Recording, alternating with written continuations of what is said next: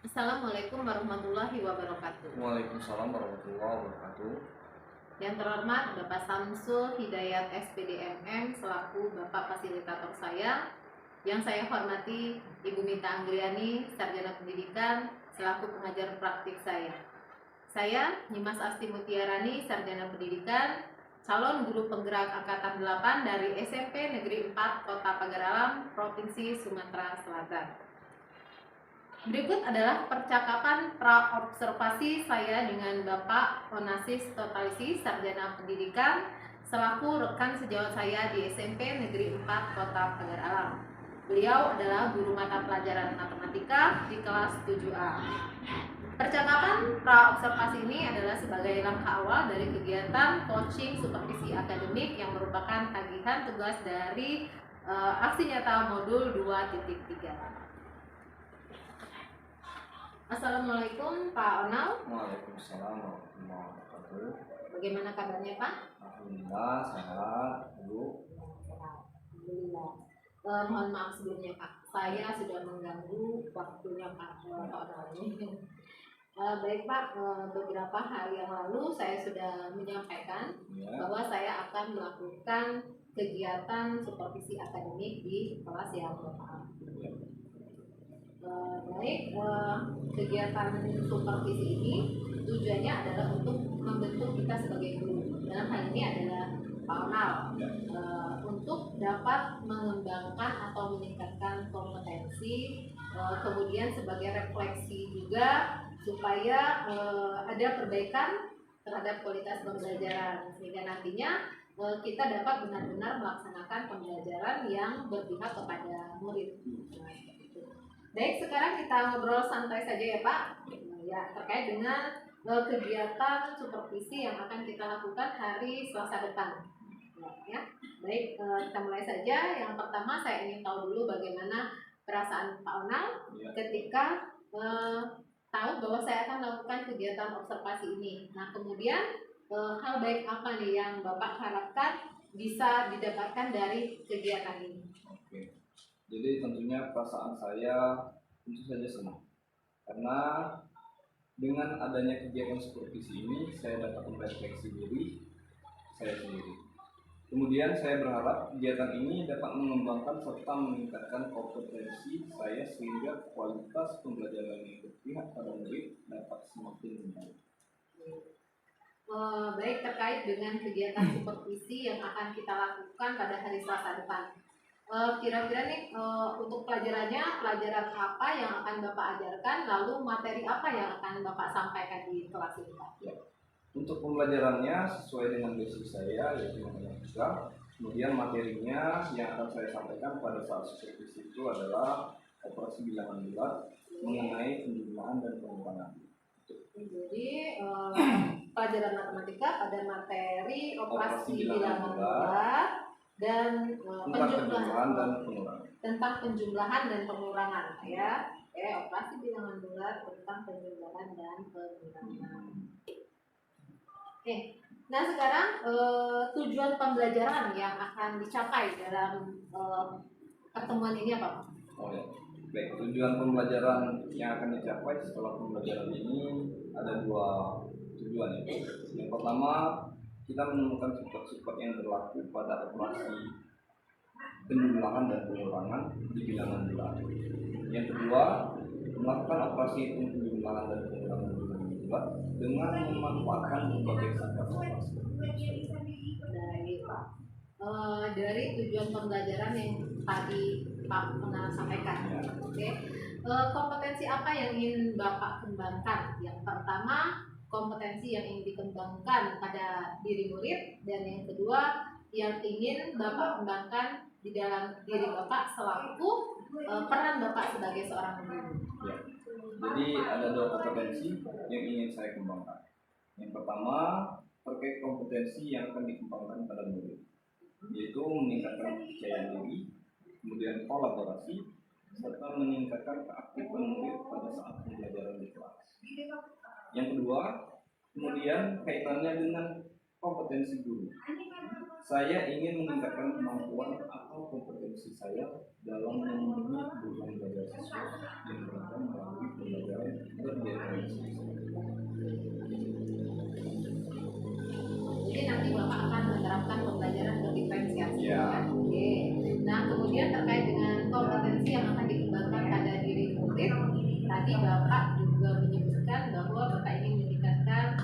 rasa percaya diri murid, diri, keaktifan, kemudian ada kolaborasi. Oke.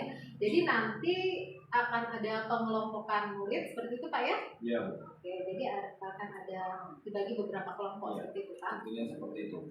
Nanti saya akan bagi anak-anak menjadi beberapa kelompok sesuai dengan gaya belajar mereka masing-masing. Baik, nah untuk mencapai target nih Pak atas kompetensi yang ingin Bapak kembangkan tadi, tantangan atau hambatan apa yang kira-kira akan Bapak hadapi? Pastinya ada tantangan dan hambatan yang bakal dihadapi. Yang pertama tantangannya di kelas saya, pembelajaran matematika ini dianggap pembelajaran yang sulit oleh sebagian besar siswa. Sehingga saya harus membuat pembelajaran yang beragam. Saya harus bisa mengemas pembelajaran matematika menjadi pembelajaran yang lebih menyenangkan dan menarik bagi murid-murid saya. Ya memang sejak dari zaman dulu, zaman saya masih sekolah, matematika memang dianggap pembelajaran yang sangat menyulitkan, sangat sulit bagi siswa. Tapi ketika mampu guru mengemas pembelajarannya dengan menarik, maka matematika bisa menjadi pelajaran yang sangat menyenangkan. Ya. Nah, untuk menciptakan pembelajaran yang menyenangkan dan menarik ini, apa yang sudah Bapak siapkan? Jadi persiapannya yang pertama yaitu menciptakan pembelajaran yang menarik dan menyenangkan ini. Saya sudah menyiapkan RPP berdiferensiasi yang terintegrasi dengan kompetensi sosial emosional. Kemudian media atau bahan ajar yang bervariasi, lembar kerja peserta didik, dan lembar evaluasi untuk murid. Itu. Baik, sepertinya sudah lengkap sekali persiapan yang Bapak siapkan, mulai dari RPP berdiferensiasi yang sudah terintegrasi dengan ASG Pak ya, kompetensi sosial emosional, kemudian media dan bahan ajarnya juga sudah siap, dan LKPD-nya juga sudah ada, terakhir lembar evaluasi juga sudah ada. Baik, sangat luar biasa sekali. Ya, kemudian indikator ketercapaian nih Pak, indikator ketercapaian dari kompetensi-kompetensi yang ingin dikembangkan tadi apa Pak? Ya, untuk indikator pencapaian dalam pembelajaran itu adalah apabila strategi atau metode yang saya terapkan di kelas sudah sesuai dengan tujuan pembelajaran yang ada di RPP. Jadi indikator ketercapaiannya adalah ketika pembelajaran yang dilakukan sesuai dengan strategi dan metode yang disiapkan dan tujuan pembelajaran yang ada di RPP itu tercapai. Ya. Oke, baik. Dari serangkaian percakapan yang sudah kita lakukan pada tahap awal coaching supervisi akademik ini, saya melihat bahwa persiapan yang sudah Pak Ona lakukan sudah luar biasa sekali. Ya. Kemudian saya harapkan pada hari Selasa depan, ketika kita melakukan prakteknya, ketika Pak Ona melakukan kegiatan pembelajaran, ketika observasi ini dilakukan, semuanya bisa berjalan dengan lancar sesuai dengan apa yang kita sudah harapkan. Dan nanti setelah kegiatan observasinya Pak, saya akan kembali meminta waktunya Pak Ronald. Kita akan ngobrol-ngobrol santai lagi seperti ini sekitar percakapan pasca observasi. Siap ya Pak ya? Oke. Terima kasih sekali Pak Ona untuk waktunya. Saya pamit untuk masuk kembali ke kelas karena saya ada janji. Terima kasih Pak Ona. Assalamualaikum warahmatullahi wabarakatuh. Demikianlah tadi percakapan pra-observasi yang telah saya lakukan kepada rekan sejawat saya pada tahap pertama proses coaching supervisi akademik. Wassalamualaikum warahmatullahi wabarakatuh. Waalaikumsalam warahmatullahi wabarakatuh.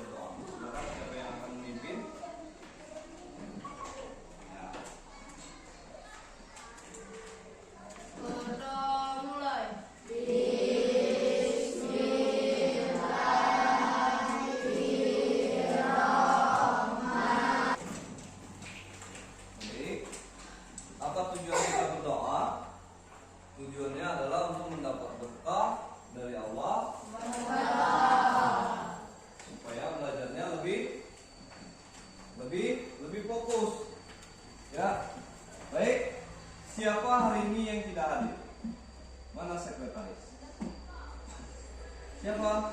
Hadir semua? Hadir semua? Ya, terus. Jadi untuk hari ini kita akan membahas materi tentang operasi bilangan bulat. Jadi pada operasi hitung bilangan bulat dia ada beberapa fase. Yang pertama ada penjumlahan, perkalian, pengurangan, dan pembagian. Untuk materi kita hari ini kita akan membahas tentang operasi hitung bilangan bulat, penjumlahan, dan pengurangan. Ada yang belum bisa menjumlahkan? Yang belum bisa mengurangkan? Ada? Ada?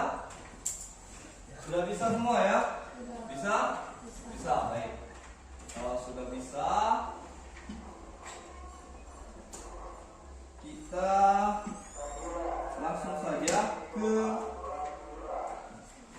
materi. Untuk materinya boleh langsung.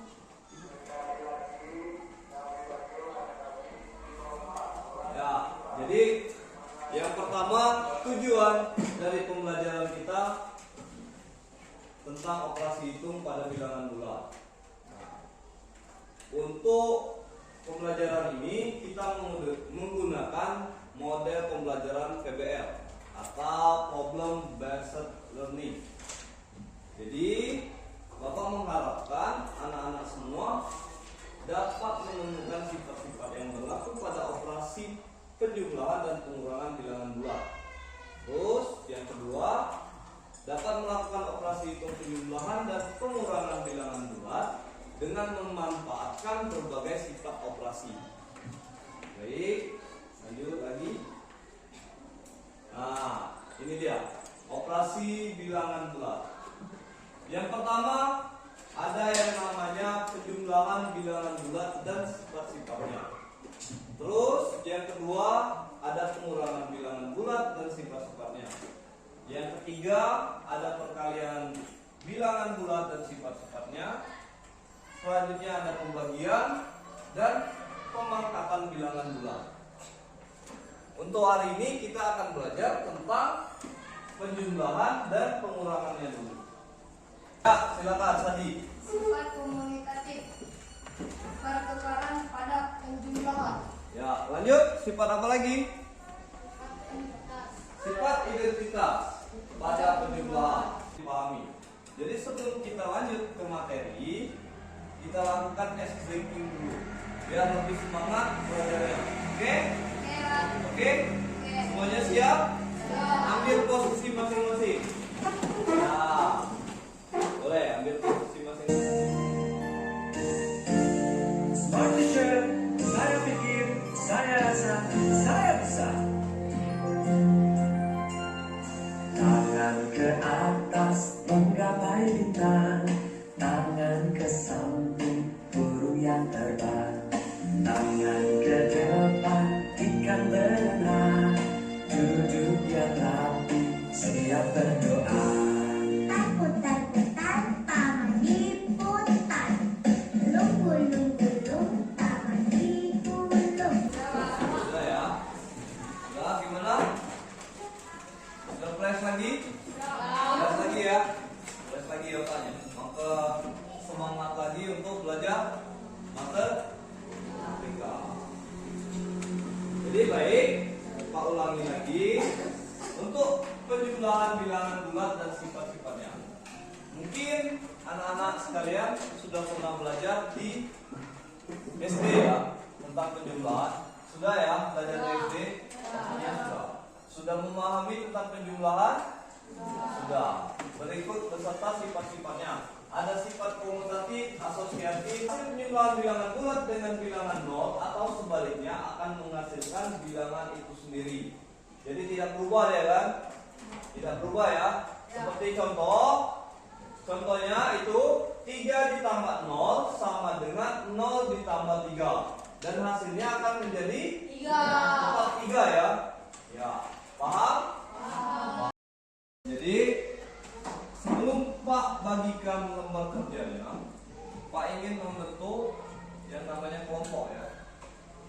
Jadi buat 3 kelompok untuk mengerjakan tugas. Kelompok yang pertama namanya kelompok visual. Yang kedua ada kelompok audio. Yang ketiga ada kinestetik. Boleh silakan dibagi. Ini perhatikan ya. Untuk pengerjaan soal, kamu berdiskusi dengan kawan kamu ya. Ya, mesti pakai ya. Ini nanti Pak kasih poin positif dan negatifnya untuk soal yang pertama. Setiap menggunakan poin positif dan negatif.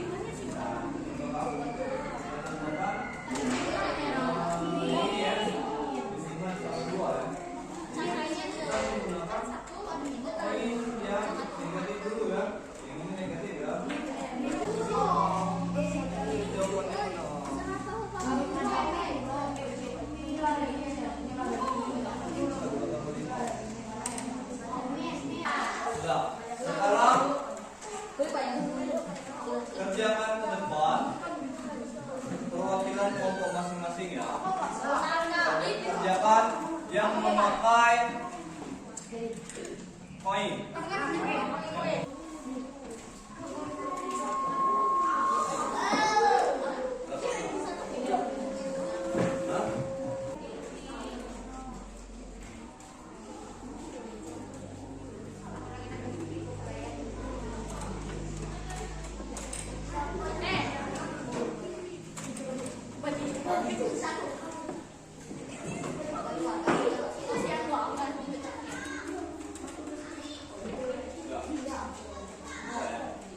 Ya. Lanjut yang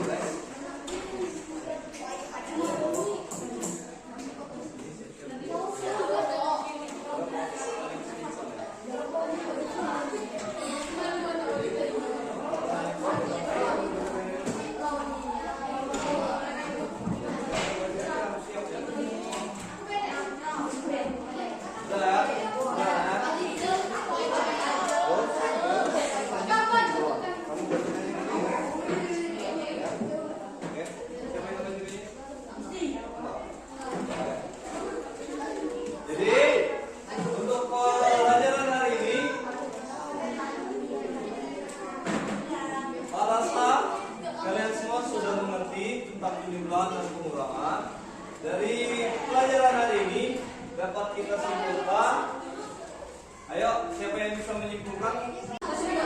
Hasil penjumlahan bilangan positif dan negatif. 1. Jumlah dua bilangan berbeda sama. Jumlah tersebut nilai jumlah dari dua bilangan. 2. Jumlah bilangan berbeda tanda. Selisih antara nilai jumlah bilangan yang lebih besar dengan bilangan yang lebih kecil.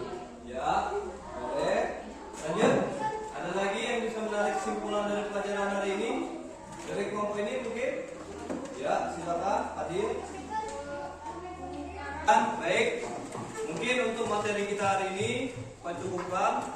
Untuk materi minggu depannya selanjutnya yaitu operasi bilangan bulat pada perkalian dan pembagian.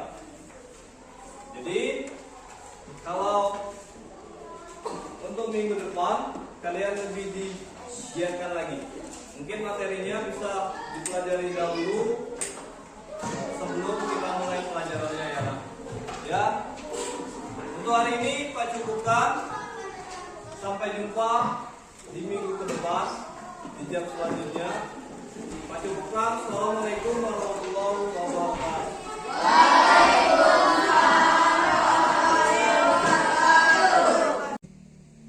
Assalamualaikum warahmatullahi wabarakatuh. Yang terhormat Ibu PP saya, Ibu Minta Anggriani, Sarjana Pendidikan. Pada kesempatan ini saya akan melakukan kegiatan pasca observasi coaching supervisi akademik bersama rekan saya Onassis Totalisi, Sarjana Pendidikan, Guru Matematika di SMP Negeri 4 Pagar Alam. Baik, izin Ibu Minta.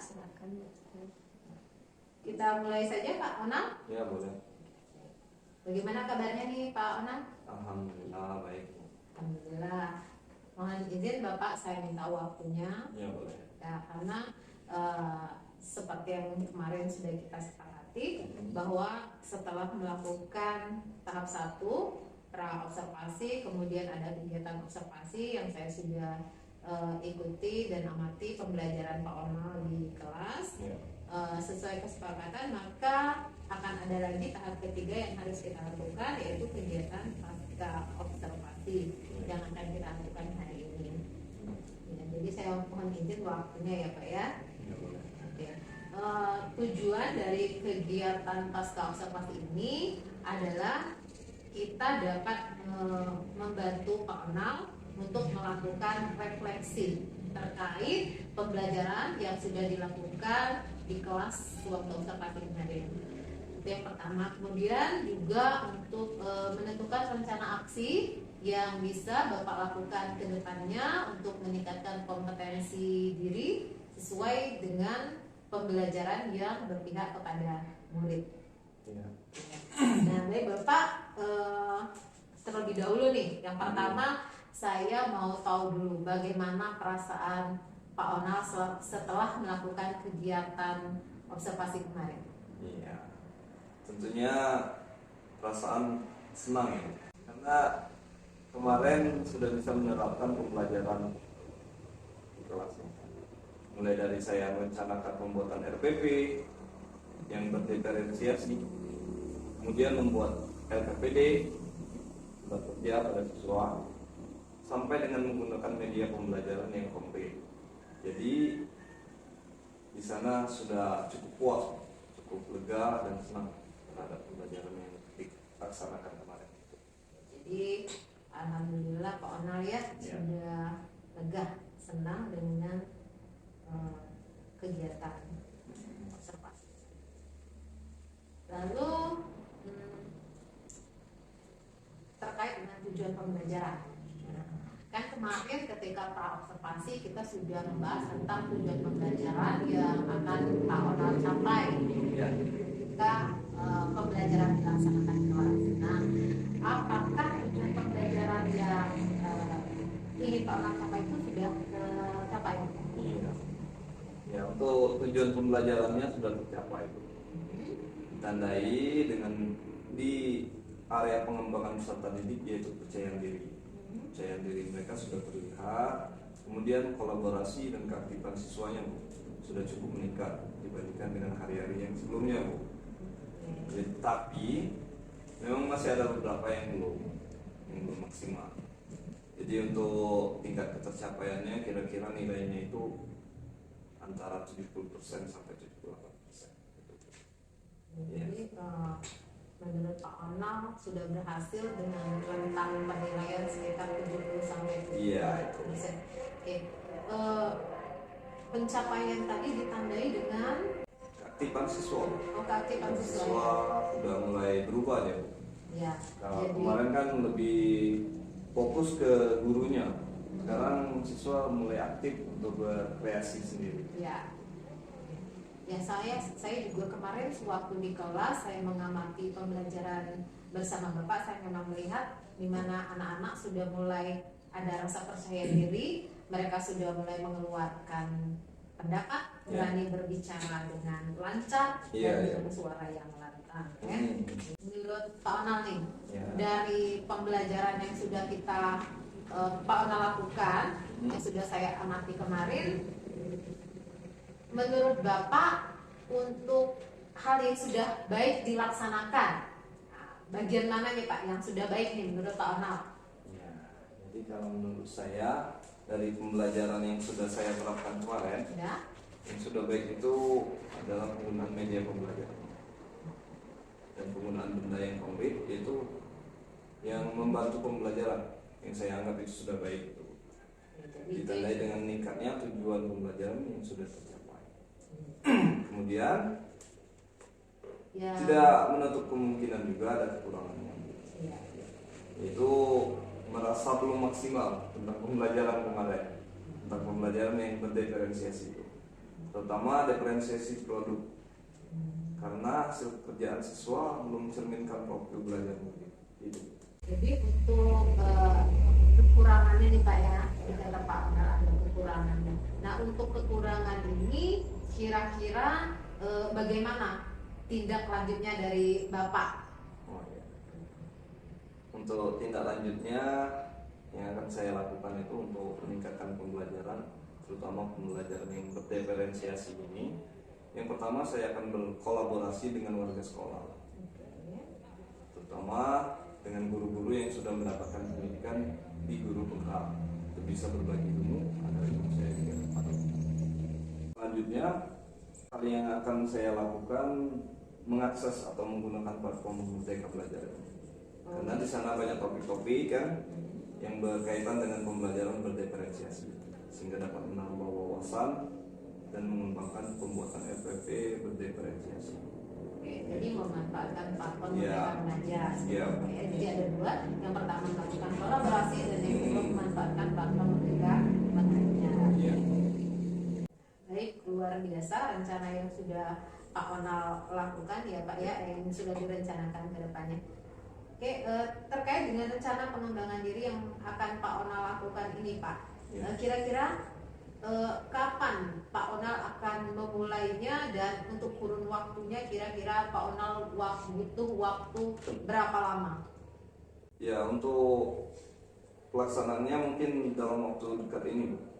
Dalam 3 bulan ini harapan saya sudah dapat menerapkan secara maksimal apa yang sudah saya targetkan. Baik Pak Onal, terima kasih untuk waktu yang sudah Bapak luangkan. Semoga kegiatan supervisi yang sudah kita lakukan ini bisa berguna untuk anak-anak, untuk murid-murid kita dan juga untuk kita sebagai pemimpin pembelajaran. Baik, pada kesempatan ini saya juga mohonkan kepada Ibu pengajar praktik saya untuk menyampaikan tentang baru. Ya, terima kasih Bu Asti atas waktunya ya. Sebelumnya saya ucapkan juga terima kasih kepada Pak Onal yang pada hari ini sudah mau berbagi praktik baik ya tentang pembelajaran yang sudah dilakukan. Kemudian kemarin sudah melaksanakan proses pembelajaran yang diobservasi langsung oleh Ibu Asti. Jadi dari coaching kali ini saya menilai bahwa apa yang disampaikan Bu Asti, tujuan dari coaching sudah disampaikan ya. Kemudian proses coachingnya juga sudah berjalan 2 arah nih antara Bu Asti dan Pak Onal, mengalir rileks ya, tidak kaku dari percakapan coachingnya. Kemudian pertanyaan-pertanyaan disampaikan oleh Ibu Asti kepada Pak Onal juga sudah menjuru kepada pertanyaan berbobot ya. Terus Pak Onal juga menjelaskan apa pengalaman-pengalaman di kelas tadi dengan metode pembelajaran menggunakan media ya, itu sudah sangat baik dan ada tindak lanjutnya juga. Jadi tadi kendala-kendala pasti ada ditemui ya, tapi Pak Onal sendiri yang dapat menemukan bagaimana mengatasi kendala tersebut. Kemudian dalam waktu kurun 3 bulan harapannya tadi penerapan dengan kekurangan dan kendala yang dihadapi itu bisa tercapai dengan baik gitu ya. Jadi untuk di akhir juga Bu Asti menanyakan dan melakukan tindak lanjut nih ke depannya. Berarti dari proses coaching ini akan berlanjut tidak hanya sampai di sini ya. Jadi harapannya Bu Asti semoga coaching ini dapat diterapkan juga bukan cuma kepada Pak Onal tapi dengan berkas sejawat lainnya. Kemudian untuk Pak Onal tetap semangat ya Pak, semoga cara penerapan yang Pak Ona lakukan dengan menemui kendala tadi dapat terlaksana dengan baik. Ya mungkin itu sedikit tanggapan dari saya positif. Selanjutnya kami silakan ke Ibu. Ya, terima kasih Ibu Mita selaku pengajar praktik saya. Terima kasih juga kepada Pak Onang. Saya mohon maaf untuk segala kekurangan. Saya akhiri. Wassalamualaikum warahmatullahi wabarakatuh. Waalaikumsalam warahmatullahi wabarakatuh.